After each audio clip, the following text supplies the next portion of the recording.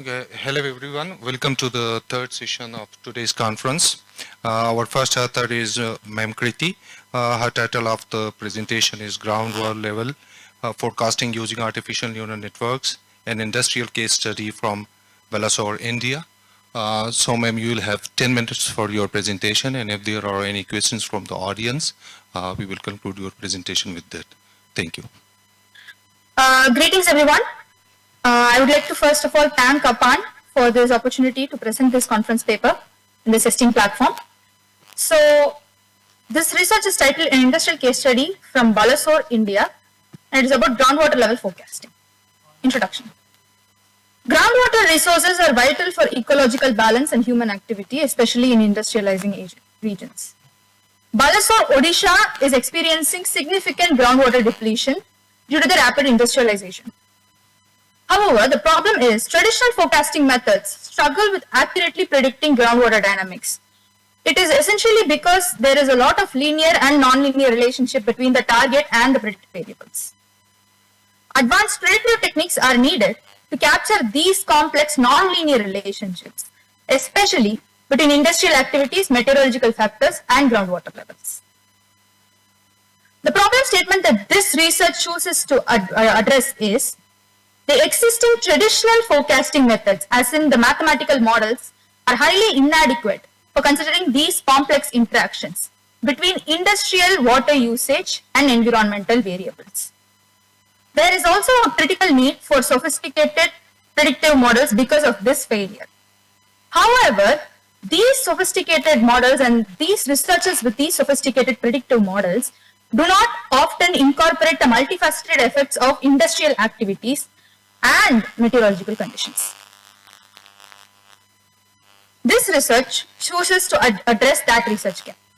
So the objective of this research is to develop and assess advanced machine learning and deep learning models tailored for predicting groundwater levels in Balasore, Odisha. So we have three main factors. Identify the most accurate model for capturing the complex interactions between industrial water consumptions, meteorological factors, and groundwater level dynamics. In a larger scale, it also aims to provide valuable insights to guide resource management and then support environmental sustainability in the region. This is a general workflow of the groundwater level forecasting research. Every machine learning project starts with data acquisition, of course. This research, we have two types of data. One is industrial data and the other one is weather-related data. The industrial data has attributes like groundwater level and industry consumption. And then the weather data is including the weather meteorological attributes like temperature, rainfall, etc. After the data is acquired, it is not exactly in the form to fit it into a model. Therefore, process of data pre-processing, feature engineering, and reshaping it is undergoing these processes. Data pre-processing includes data cleaning, missing value handling, and normalization. Feature engineering is essentially adding a new variable into the existing data set in hopes that it will enhance the performance of the machine learning model. Here in this research, we've added a lag term and we've also added the seasonality. Afterwards, we have reshaped the data into respective model input formats. The data is then split into an 80-20% for testing and training phases. And then different models are employed, and then we've done hyperparameter tuning, and then we've analyzed the results. And then the model is evaluated using these four metrics. And then finally, we forecasted the groundwater levels. The first phase is data set acquisition, as mentioned in the diagram. So the data set sources, they are collected from three distinct sources, which is an industry, weather station, and an open source weather API. The industry data, which includes the daily consumption and groundwater level records, were collected from an industry called HIL Limited, which is located in the study area of Balasore, Odisha. It is a fiber cement roofing and fly ash brick manufacturing company. The weather data, which is the rainfall data, was acquired from Balasore district weather station. And the other meteorological data, was collected from the open source API called OpenMeteor. The time period for the data set is between January 2023 to January 2024. This is a visualization of the key variables influencing groundwater levels. These two are the main influencing factors, which is consumption data and rainfall. This research, it mainly addresses the industry as a consumer of groundwater levels. So groundwater level is the first visualization. As you can see, it is our target variable. Afterwards, we have industrial consumption, and then we have rainfall, temperature, evapotranspiration, shortwave radiation, and daylight duration. Shortwave radiation is just solar irradiance, but excluding the time dimension of it. Model selection. After the pre-processing step is done, and now we have to understand model selection. So in order to select the models to train even, we need to have some key steps in order to narrow down the models that we choose to employ. So here we have taken 3 key steps, which is seasonal decomposition, visualization through PACF plot, and scatter plot. Seasonal decomposition is essentially breaking the time series data into its components of trend, seasonality, and residual components. We have used PACF plot here to determine the extent of autocorrelation in the time series, to choose the model, and to select appropriate lag values for the models. And scatter plot is used to visualize and understand the different relationships between the target variable and other influencing factors. The first process of seasonal decomposition of groundwater level is as follows. As you can see, the original series of groundwater level is broken down into trend, seasonality, and residuality. Trend is basically the overall direction of the time series data. Seasonality is the recurring factor, the recurring component of the time series data. As you can see, in the seasonality, we have a weekly seasonality which is observed over here. The residual component is basically the time series data excluding the trend and seasonal components. This is the PACF plot. Here, the PACF plot, as you can see, there is a sharp cutoff after lag 1, even here. So, we can deduce a number of things over here, but here, we can understand that the correlations can be witnessed till lag 1. Scatter plot, as you can see, since we have included feature engineering, a lag 1, so there is an almost linear relationship between lag 1 and the groundwater level target. However, the different meteorological data, it has a very non-linear relationship with our target variable. What can we infer from this visualization? First of all, the seasonal decomposition analysis, it reveals that groundwater level data set, it exhibits a weekly seasonality, and then there is a complex trend component. With this, we can understand that the baseline model that we should use is a seasonal ARIMA model, and we are not including a moving average because of the PACF plot. As you can see, there is a sharp cutoff there. So if the time series data required a moving average, it would have been a gradual decline. Additionally, the scatter plot analysis, it revealed that there are both linear and non-linear relationships. Therefore, we are employing different machine learning models and deep learning models as listed below. Therefore, as per the inferences, this is the diverse set of models we've employed. For the baseline model, which is a traditional statistical approach, it is SARIMA, machine learning models, multiple linear regression, random forest regressor, XGBoost regressor, deep learning models, ANN, LSTM, and GRE. Model training, as mentioned before in the workflow diagram, there is an 80-20 split over here. For the traditional model, SARIMA, that is, the groundwater level was modeled by decomposing it. Machine learning models, hyperparameter tuning was undergone through random search using scikit-learn. And for deep learning models, it was fine-tuned using Keras tuner, which is a hyperparameter tuning. Evaluation metrics. Any model is evaluated under a certain standard metrics. Here we have chosen 4 different metrics, which is RMSE, root mean square error, R square coefficient of determination, MAPE, mean absolute percentage error, MAE, mean absolute error. The reason that all 4 of these is recommended to be used is because although everything results in the accuracy of the model, it uses different metrics to address the accuracy. For example, for RMSE is a biased estimator, meaning if there is a larger difference between predicted and the actual value, then that also reflects in its score. However, MAE, which is mean absolute error, it considers all the differences as uniform. Therefore, it might not be as biased as RMSE. Moving forward, This is the model evaluation values for the training phase. As you can see, in the training phase, XGBoost regressor looks like it is performing well. As you can see, it is very here. It is to be noted that RMSE, MAE, and MAPE score should be the absolute lowest for a high performing model, and for R square, it should be the highest. So the lowest here is XGBoost. However, it is important to note that this is for the training phase. So even though it is performing in the training phase, our accuracy should be determined by the testing phase. Moving on, this is the visualization for the testing phase of the forecasting model. As you can see here, however, MLR and ANN are performing better, and I can argue that ANN here is the optimal model because of embedding of the actual and predicted values better. As you can see, the model that is performed better in the training phase, which is XGBR, is not as accurate. This can be because in the training phase, the model's predictions and the assumptions are not as generalized or as catered to the data set as the ANN and MLR. This bar chart explains the values of different evaluation metrics considered before. As you can see, we can observe that ANN has the absolutely lowest value for RMSE, MAE, and MAP, and it also has the highest value for R square. Therefore, we can conclude that ANN performs the best in this time series dataset of groundwater level forecasting. Here is a comparison between our baseline model and our most optimal model. As you can see, that the Sarima model is predicting quite poorly when it compares to the ANN model. Even though it is catered to seasonality, we can observe that it is not superior enough to compete against the complex architecture of ANN.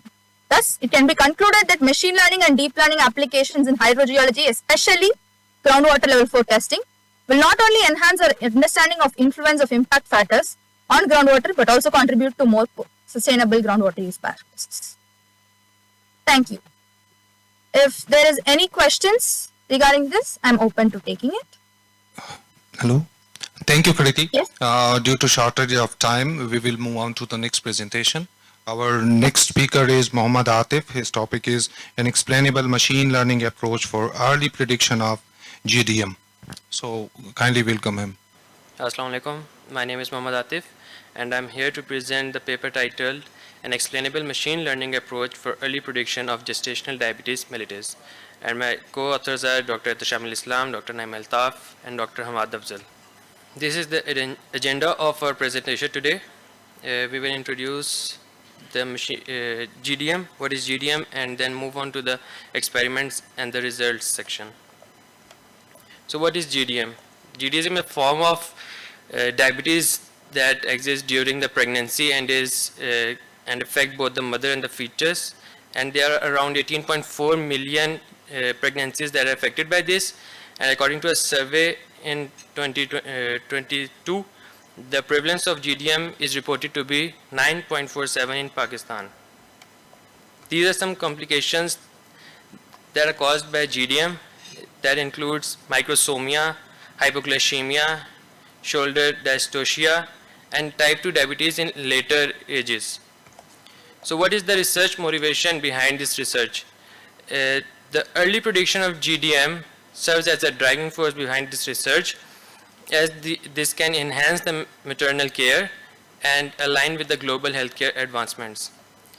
These are the main findings of such some researches that have been that exist in this domain, and many of these researches are conducted on some confidential and data, and the data is not publicly available due to some ethical constraints.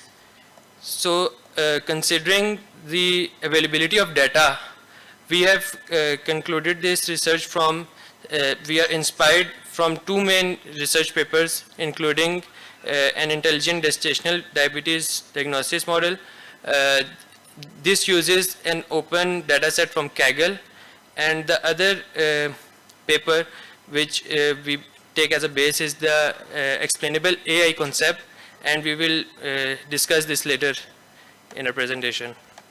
We have identified the research gap that there is lack of explainability as the data is related to healthcare, so healthcare professionals require some to develop some trust on the predictions made. So there is a need to integrate explainable AI technique to enhance the interpretability of the machine learning models.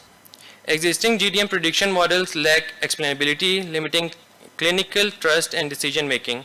A robust solution requires integrating most appropriate algorithms, features, and explainable AI that provides both accurate early prediction and interpretable insights of healthcare, used by integrating explainability to the model.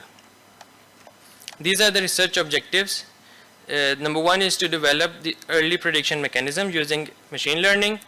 Then there must be model analysis and comparison. And the last one is to introduce the explainable AI to understand the results.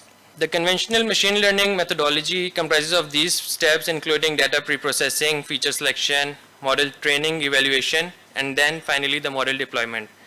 But considering the black box nature of some complex machine learning models, there is a need to include data explainability, model explainability, post-hoc explainability, and explanation assessment to make the results explainable and easily understandable. This is the methodology that we have developed, comprising of all the explainability concepts, including from data we have to perform exploratory data analysis, and then data pre-processing is made following those steps, after which feature selection should be conducted so that in a manner so it provides some transparent results in the feature selection phase, after which there comes the model training, a hyperparameter tuning phase.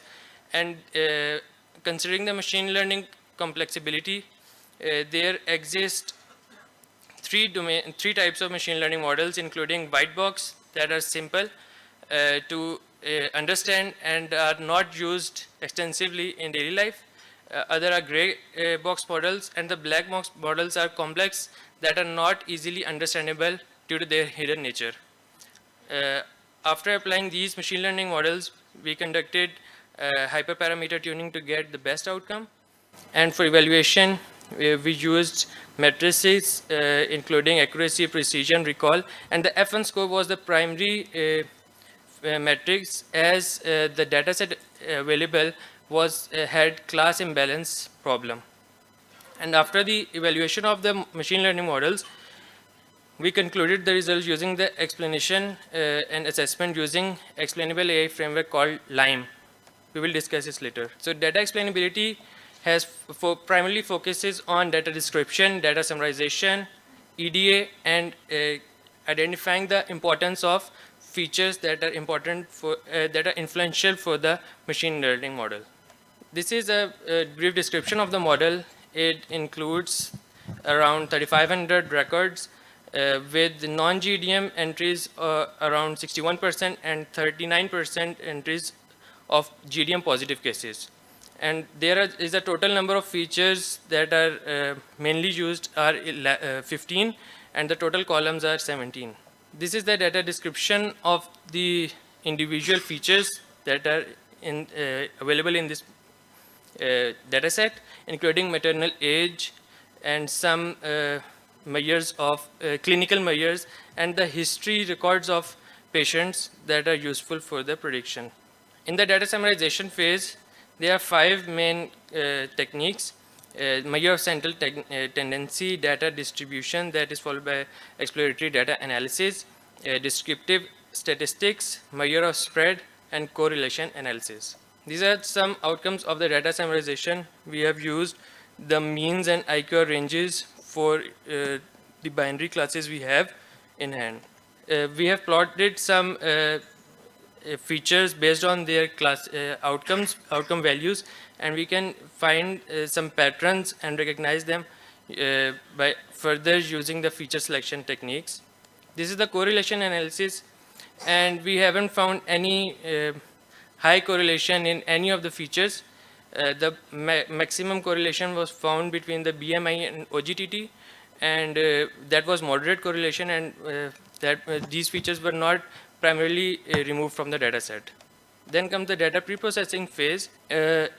We have found that there are some missing values in this data set, and we have identified that there are some irrelevant columns, including the case number that was the unique identifier and was not contributing to the data set. And the OGTT column was removed because for the diagnosis of GDM, this test is performed, and we plan to conduct this research for the early prediction of GDM. So this column was initially removed from the data. For the data imputation, we have used the KNN imputation with k value 5 based on the following 5 features that in contrast to the simple imputation that is performed using mean or medians.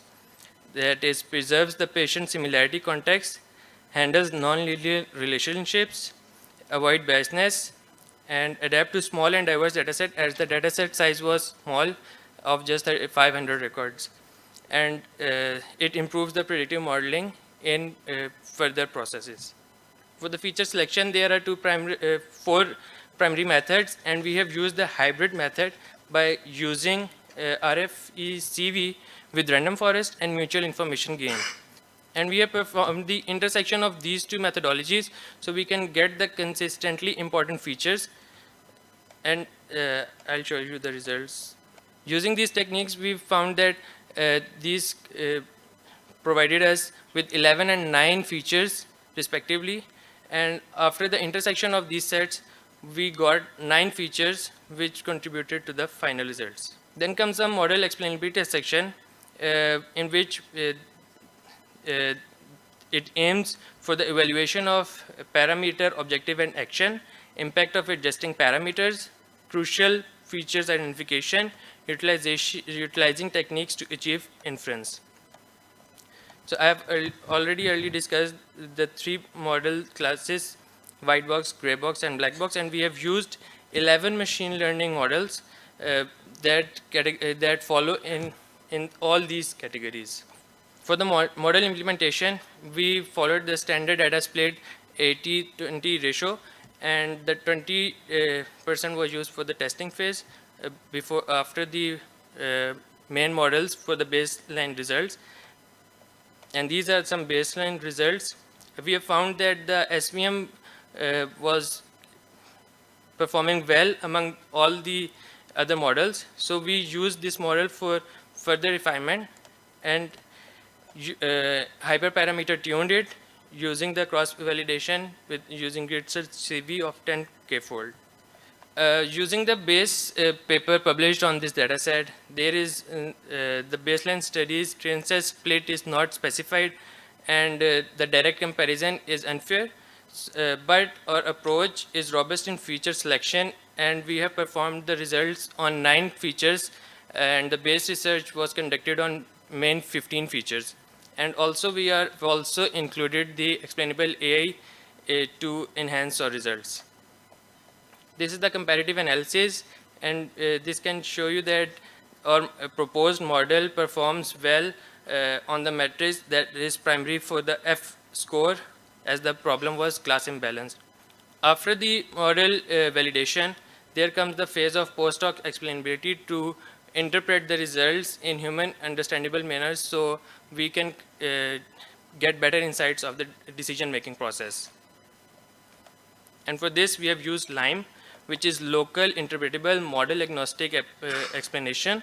And how it works, it takes a single instance to explain, and the LIME process perturbs synthetic data points around the target instance, and the base model performs prediction on these synthetic data. And after the predictions are made, the LIME trains some simple surrogate model like linear regression to make predictions according to the predicted values, and then weights are assigned to the features that contribute to the final decision.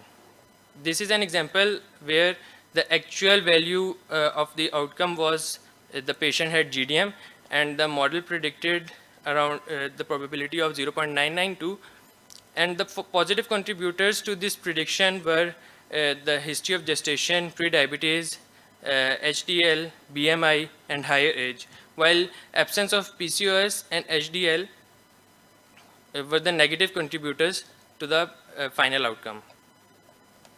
This is a second uh, instance of the dataset where the actual outcome was non-GDM and our model predicted it non-GDM, and the prediction was made based on the lower blood pressure and high HDL levels, and additional factors include the absence of pre-diabetes, lower diastolic blood pressure. These are the contributions that we have made by using the advanced feature selection, integrating the explainable AI, and this can improve the clinical use of machine learning for such cause. So let's move to the conclusion. We have developed a method for early prediction of GDM using explainable AI, which emphasizes on careful data preparation, feature selection, and model evaluation, and this enhanced the trust of the clinicians. This research was supported by the AI Sarosh, and which is a collaboration between NUST and Shifa International Hospitals. Thank you. Any questions? Thank you, Mr. Mohammad Atif, for sharing your valuable insights on the usage of explainable AI, especially in the field of medical sciences. And we are really obliged that you have expressed your research in a very extensive manner. Due to the shortage of time, we may not be able to take questions. Now, I would like to request Ms. Dr. Kamil Demilier for the presentation on the topic of the research paper is classification of diabetes according to the medical indicators using machine learning. Okay, so good afternoon. I am Kezban Alpan and attending from nearest University Faculty of Engineering, North Cyprus. And today I will present our work, which is classification of diabetes according to medical indicators using machine learning. And this work is conducted by Professor Dr. Kamil Demilier, Dr. Bardia Arman, Dr. Savashilgi, Dr. Samer Nitaki, and me, Kezban Alpan. So, diabetes is a chronic disease which occurs when the body loses its ability to maintain the insulin balance. And clinicians mostly identify diabetes as the rust of the body because it starts to give damage from inside of your body. And leaving diabetes uncontrolled for a long time causes many life-threatening health problems such as heart diseases, kidney failures, eye problems, and nerve damage and blood vessel damage. And it's very well known that foot wounds in a diabetic patient may end up with amputation, with loss of the limb. So this is a kind of disease that not only affecting the life quality, it's also shortening the life expectancy. According to the global data of World Health Organization, there are approximately 537 million adults with type 2 diabetes in the world, and this number is expected to reach to 643 million by 2030 and 700 more, approximately, let's say 800 millions by 2045. Aim of this research is the using machine learning algorithms to identify type 2 diabetes patients while analyzing the performances of machine learning algorithms. Our research objectives are identifying potential diabetic patients and starting treatment at an early stage, which is very important, creating a basis for artificial intelligence systems that will identify potential diabetic patients, to measure the success of selected machine learning methods in identifying potential diabetic patients. For this aim, we use CDC diabetes indicators dataset, which obtained from UCI machine learning repository. There were standard glucose screening tests to diagnose the diabetes, but also there were some indicators which points out the possible existence of diabetes in patients. So these indicators are helping clinicians to direct patients for further examination.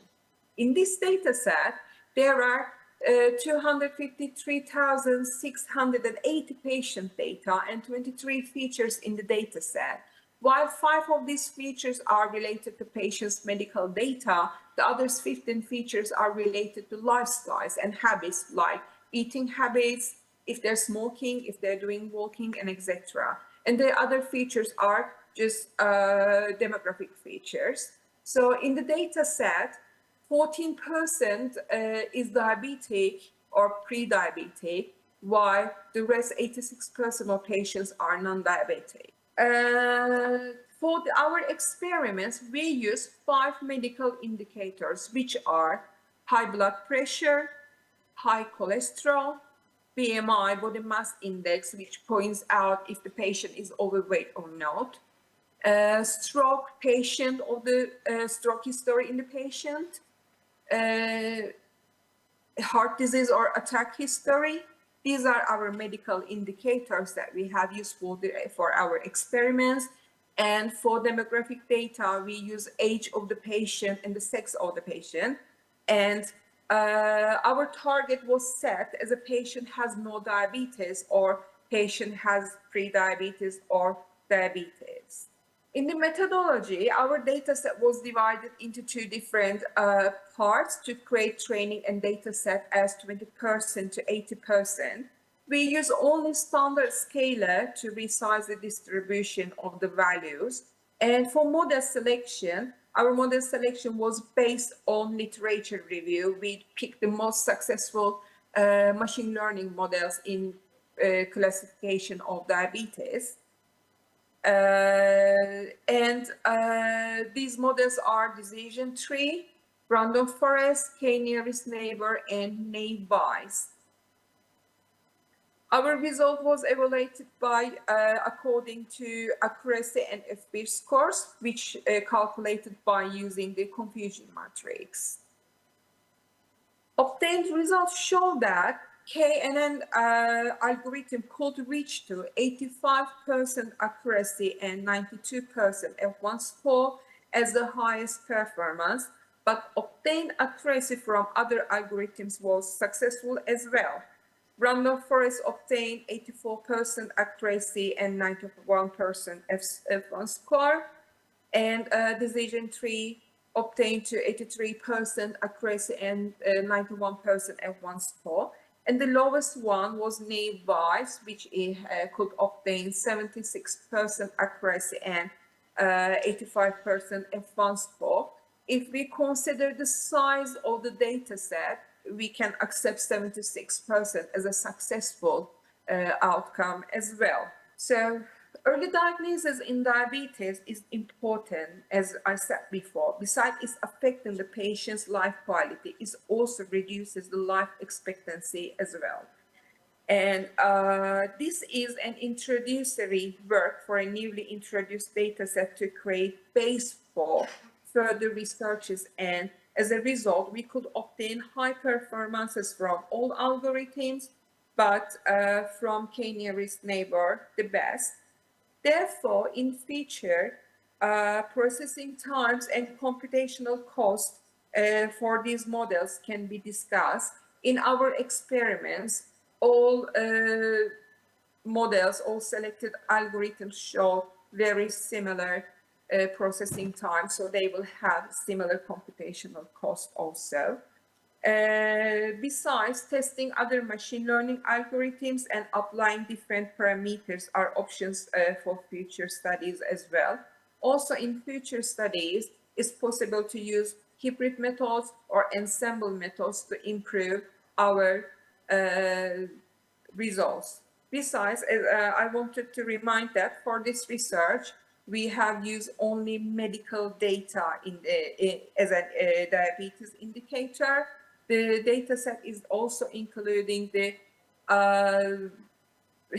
behavior data as well. So combining these 2 different parts of the data set and creating a multimodal approach is possible as well. So thank you for listening. If you have any questions, I would love to try to answer. And thank you, Ms. Kazban Alpan, for the interesting presentation on the application of machine learning on the diabetic patient's prediction. From the audience, do we have any question?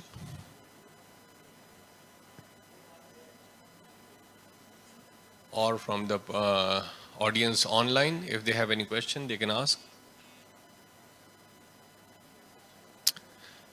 If we don't have any question, we can proceed further. Thank you, Thank Ms. you. Kazban. Okay, I guess he's not online. So let's proceed to the next presentation. Mr. Muhammad Bilal Aziz, if he's around. The topic of the presentation is ZKVML, Zero Knowledge Verifiable Machine Learning. Okay, hello everyone. My name is Mohammad Bilal Aziz, and I will be presenting on a topic Zero Knowledge Verifiable Machine Learning. My team members are myself, Mohammad Bilal Aziz, Mariam Siddiqui, and Alisha Noshad, and our co-author and supervisor, Dr. Jawad Ahmad Shamsi, who is serving as Professor in Dean at FAST, NUCS, Karachi. Coming to the topic, I will first like to introduce you to machine learning. I'm sure all of us are well versed in machine learning, so I will just quickly go over to the process. Machine learning is an act of making computer learn stuff and learn data, patterns and trends, and make decisions and predictions based on the learned data. So the base of any machine learning model is processed data. And after we have the processed data, we train our model on the data. And then finally, we have the trained model on which we run inferences and get predictions from the model. Machine learning has been spreading throughout our daily lives. It is spreading in every sector of our life and applications in educational sectors, healthcare, automobiles, finance, marketing, and many more sectors that that are using machine learning and spreading like wildfire. So there is an inherent need for to look at the security and the privacy side of machine learning, which we are going to do. But before that, I would like to first introduce you to zero knowledge proofs. Zero knowledge proof is an advanced concept in the field of cryptography, which basically is zero knowledge proof is basically a proof where we can where a prover and a verifier are engaged in a series of communication where the prover can prove the correctness or the knowledge of a statement without revealing anything about the statement apart from the fact that it is true or the correctness. And the verifier can verify it with a very high probability that the prover has been telling lie or truth based on the proof that the prover gives. So any proof system that has three properties known as completeness, soundness, and zero knowledge can be considered as a zero knowledge proof system. Completeness means that the proof is comprehensive and that the prover, if the prover is truthful, then he can or he or she can prove any universal truth statement. Soundness is the property that if the prover can only prove the truthness of a statement if the prover is an honest prover. So no dishonest prover can prove the truthness of a statement. And zero knowledge means that no additional information is leaked during the communication between the prover and verifier. Using this concept and integrating it into machine learning creates a new branch of which is known as zero knowledge machine learning that deals with two basic problems that we have in machine learning. Machine learning models can either be private or public. A public model will have the integrity as we can see the model, we know its parameters, but the privacy is not ensured because the model is public and everyone can see it and everyone knows about the parameters or the architecture of the model. On the other hand, if the model is private, like many of the we see in many organizations like GPT, Gemini, we see that the model is private. So the privacy is ensured, but we cannot verify the integrity of the model itself. We don't know for sure if the organizations behind this are deceiving us, are actually using the correct models that they are claiming to use. So this is where we use zero knowledge proofs. Zero knowledge proofs allow us a way to make the models ensure the privacy and the integrity of the models by allowing us to prove the truthness of the computations of machine learning models without revealing the private model parameters or the model structure itself. So let me introduce you the existing work that has been done in this the domain of zero knowledge machine learning. So the work is divided into two broad categories. One is the generalization and the other is the efficiency. Generalization means that there are the systems created for zero knowledge proof systems, zero knowledge machine learning that works for any generic machine learning model. But the accuracy of, application of these types of models is limited because of the heavy computational resources required for zero knowledge proofs. So there's a paper called Mystique that deals with generalization, that deals with any generic, that curious zero knowledge proof for any generic models. And then we have other works that are built for specific models. For example, ZK-CNN works, creates zero knowledge proofs and ensures the privacy and integrity, but only for the convolutional neural networks. Similarly, we have ZK decision trees, which work for decision trees. Looking at the existing works, we identified three research gaps in this. One is the problem of generalization. There's a lot fewer work done in the field of generalization, which means that there are a very few models that actually very few zero knowledge proof systems that work for any generic machine learning model. Most of them are model specific, and so we need a proof system that can verify the integrity of any generic machine learning model. Other is the non-interactiveness. So the non-interactiveness, basically the zero knowledge proofs can come into two types, the interactive proofs and the non-interactive proofs. The interactive proofs basically are require the prover and verifier to engage in a series of communications. They exchange some messages, and after which the proof is established.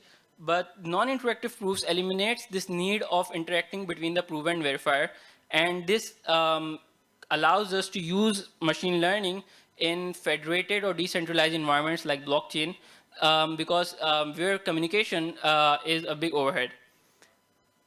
Then finally, we have the abstraction. Abstraction is basically that many model developers are not aware of zero knowledge proofs, and it is a non-intuitive topic. And for us to introduce this proof and require that every model developer can efficiently use it, it is impractical to think that it is impractical to assume that every model developer will be aware of the complexities or the workings of zero knowledge proofs. So we need to provide an abstraction layer over zero knowledge proofs so that model developers can easily integrate it into their existing systems. So for that, our contributions, we create zero knowledge proof computations for which are generic computations that are used in zero knowledge machine learnings. And we use these computations to prove the correctness of the zero knowledge computations. We also provide a novel Python library, ZKVML, which is ZKVML, and we abstract all the computations in a high-level Python library. So the need to basically interact with and have the knowledge of zero knowledge proofs is no longer needed by the model developers or the one who is verifying or the normal users who are using the model, because they only need to call the functions in Python library, and the Python library, our library, handles all the intricate workings of the zero knowledge proofs that are happening behind the scenes. We also provide on-chain verification because we use, basically we use Socrates to create zero knowledge proofs, which is a toolbox that where we can write and compile zero knowledge proofs. And Socrates also provides us to create smart contracts for the verification purposes, so we can have on-chain verification. So if our model, if we have a machine learning framework which is deployed on a decentralized blockchain environment, we can also integrate our library into into that system so that we can have on-chain verifications in that decentralized environment. So moving on to the methodology, we have our zero knowledge ZKVML library, which have all these computations that are used for generic machine learning models. And during these computations, we can create verifiable ML models that will not only generate predictions, but they will also generate proofs of predictions that holds the integrity of the model. So for our work, we created basically we created three different models. One was the K nearest neighbor model, the other was decision trees, and the CNN model. So the choice of these models was that these models are basically are each targeted for different purposes. So we wanted to show that our library can basically work for generic models and not only one class of model. So we use these three models and we were able to successfully generate these three models using our ZKVML library. One thing is to note that our library does not use knowledge proofs for training purposes, but for inferences purposes. So any user who is running an inference on a model can verify the integrity of their inference on a private model. So this is the architecture. So basically what happens is the prover inputs the private parameters of the model, and the verifier inputs the public input, which is the inference. And we create a witness file, which is basically the witness is basically the inputs that are public and private inputs binded in a binary file. Then we pass it into our library. Our library first initiates a key generation process and creates proving and verification keys, which are basically distributed to prover and verifier. The prover uses the proving key to create the proof, and the verifier uses this verification key to verify this proof. The ZKVML library then calls a Python API that is for any specific computation, and the Python API then communicates with the Snark backend. Snark is the protocol that we are using for generating non-interactive proofs, and that returns the proof to the and verification key to the verifier, who can then verify it, and using on-chain or off-chain, depending on the model architecture. So basically, this is just how we can generate on-chain proofs. For results, we benchmark our results on KNN, decision trees, and CNN, and we can see that zero knowledge with the blue line shows the time for different number of parameters for using ZKVML and without using ZKVML, which is shown by the red line. And we can see that the ZKVML uses has an overhead with time. It uses more time because of the heavy processing of zero knowledge proof, but this comes with the cost of integrity and privacy. So the privacy and integrity of the model is ensured. So there's a trade-off between the privacy integrity and the time it takes to generate a proof. For the future works, we can extend it to like training parts as well.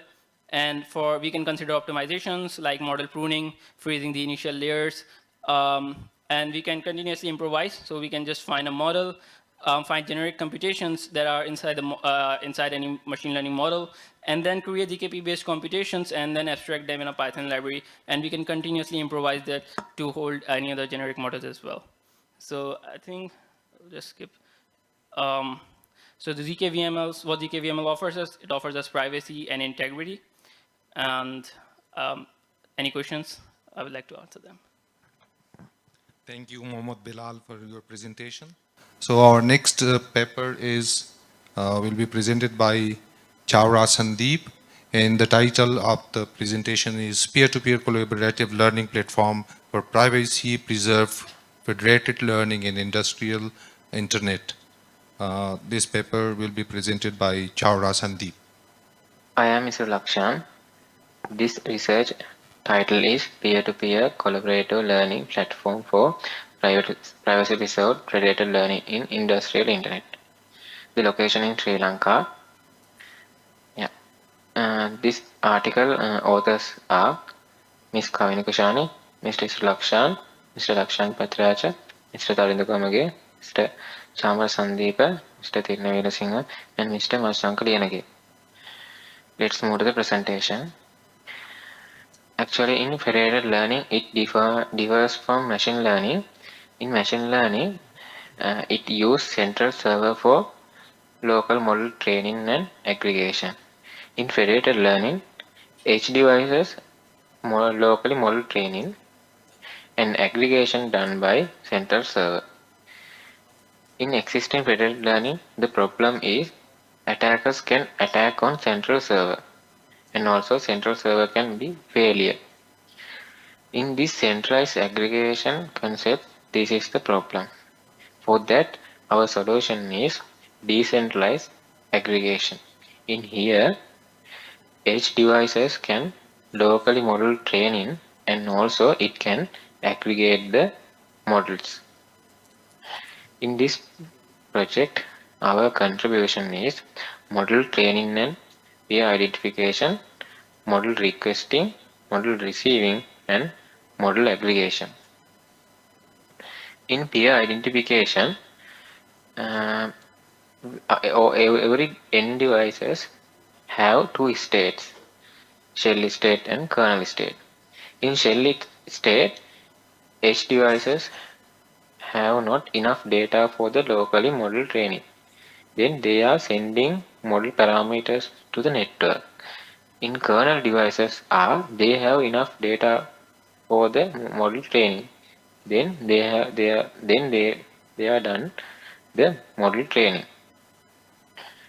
In here, shell devices generate the unique identity and push the identity to the distributed hash table. And kernel devices pull these distinct identities. This is our FL protocol architecture. We use layered architecture. In here, user layer, users can access edge devices. When the edge devices have enough data, it change their state to kernel state. Then it locally model training. After that, add in the differential privacy. Then it requests the model parameters from shell devices. Then shell devices are sending the model parameters to the requested devices. Then kernel devices are analyze that received model parameters are in between their accepted range. If it is not, it is rejected. After gathered the all accepted model parameters, then that kernel device change their layer to aggregation layer. Then they start model aggregation. In here we use 2 by 2 aggregation concept and also weighted average. After that we have generalized model. This model used for the sending for the other kernel devices as well. In this project, the testing environments are virtual environments and real environments. We use Google Colab for the log ML model training and Docker environments used for the P2P network simulation. After all this configuration, we use real computer lab for the testing. We use Ubuntu environment as well as Windows environment. Here we are focused in these areas.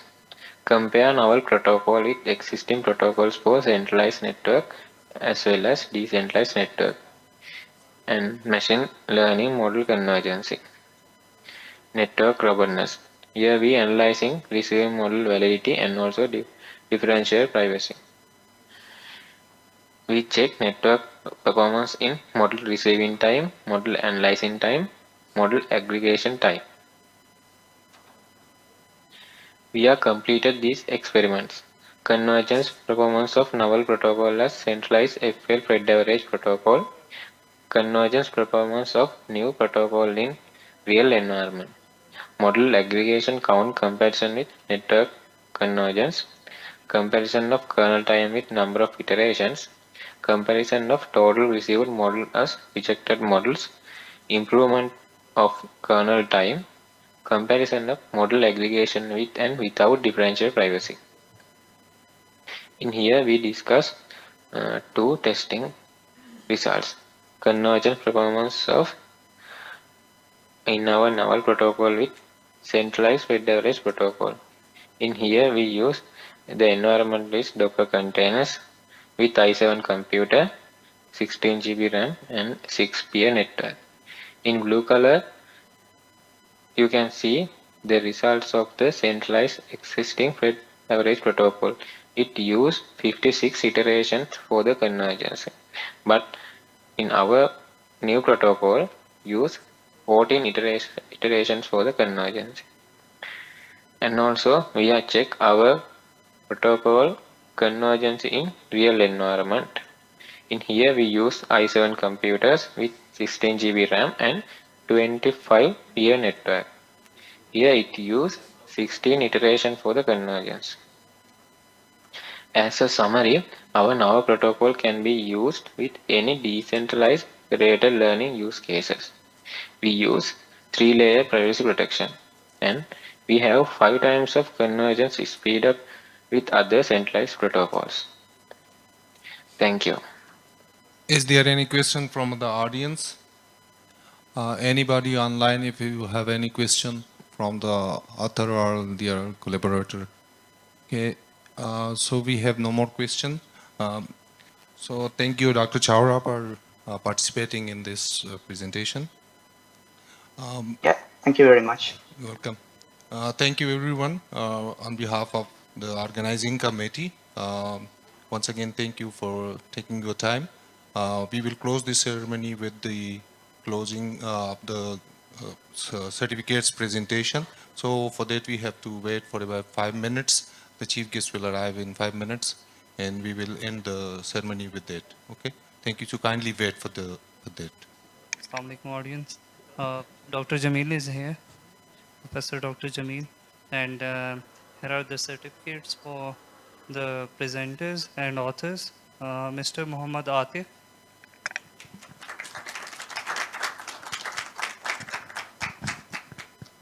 And the second presenter and author is Mr. Muhammad Bilal Aziz.